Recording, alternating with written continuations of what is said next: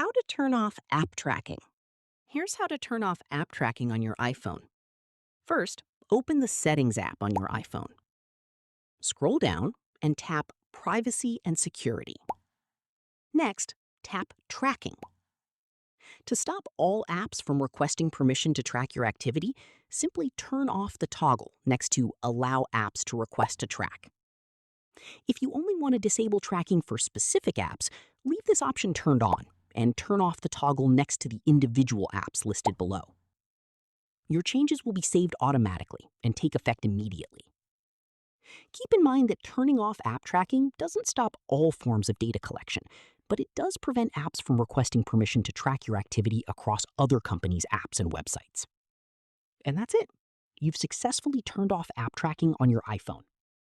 Thanks for watching. If this tutorial helped, don't forget to like the video and subscribe for more iPhone tips, app tutorials, and how-to videos.